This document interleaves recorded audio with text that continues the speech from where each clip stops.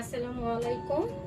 আজকে আমরা দেখাবো কিভাবে ডালগোনা কফি মেক করতে হয়।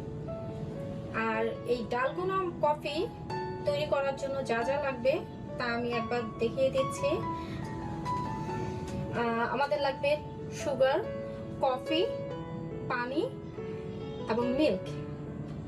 আর আমি এটা নিয়েছি, এটা হচ্ছে মেজারমেন্ট স্পুন সেট। এটা সাধারণত আমাদের সবার বাসায় থাকে, আর কারো যদি না থাকে সে রেগুলার টেবিল স্পুন ইউজ করতে পারেন। আমি এটা ইউজ করেছি আজকের জন্য। আমি এটা দিয়ে 4 টেবিল স্পুন সুগার নিয়েছি, 4 table spoon coffee powder, 4 table spoon water. আমাদের কফি, সুগার এন্ড পানি এই তিনটা জিনিসই সেম একই পরিমাণে নিতে হবে।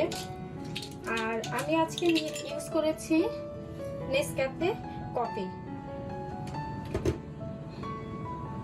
এবং আমাদের আরো একটা ইনগ্রেডিয়েন্টস লাগবে, সেটা হচ্ছে মিল্ক। আমরা 1 কাপ পরিমাণ মিল্ক নিয়েছি।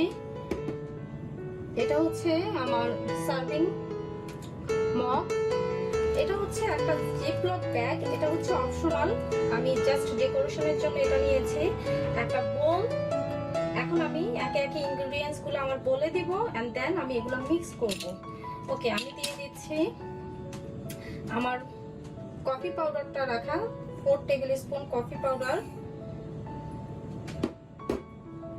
4 টেবিল স্পুন সুগার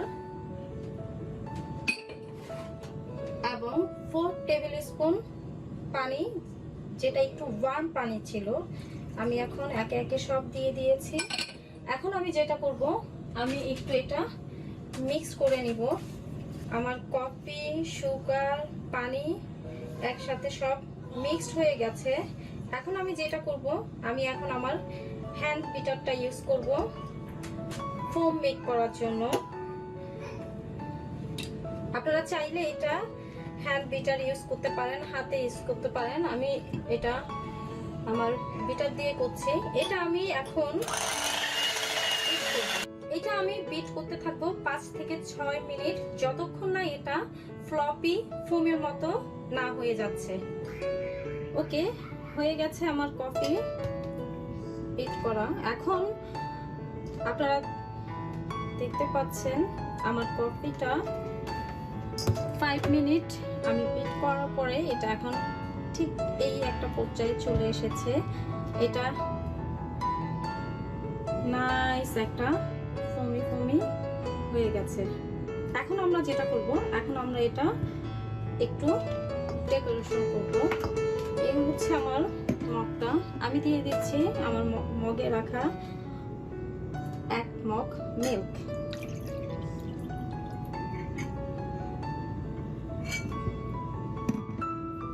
এখন আমি এটাকে আমার জিপলক ব্যাগের মধ্যে নিয়ে নিচ্ছি।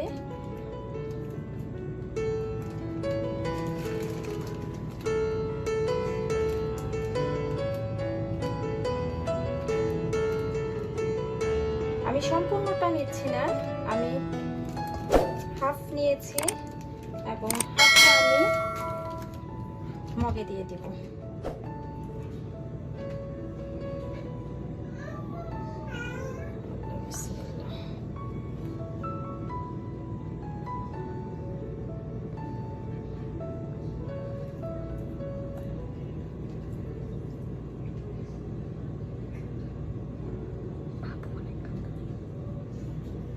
এখন আমি যেটা করব, এখন আমি আমার জিপলক ব্যাগটাকে ইউজ করব।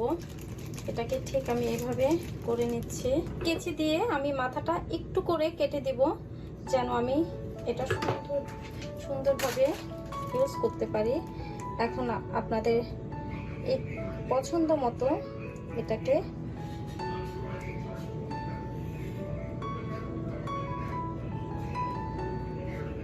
ওকে, আমি আর দিতে চাচ্ছি না, বিকজ এটা এনাফ। এখন আমি যেটা করব, আমার কফি পাউডারটাকে নিয়ে আমি একটু উপর দিয়ে এভাবে দিয়ে দিব, যেন এটা দেখতে একটু ভালো লাগে। অবশেষে আমার ডালগোনা কফি মেক করা হয়ে গেছে। এটা হচ্ছে ফাইনাল লুক। আমি আমার কাছে দেখতে ভালো লাগছে, আমার মনে হচ্ছে এটা খেতেও ভালো হবে। আপনারা যেটা করতে পারেন, আপনারা একবার ট্রাই করে দেখতে পারেন। আমার মনে হচ্ছে আপনাদের কাছেও ভালো লাগবে।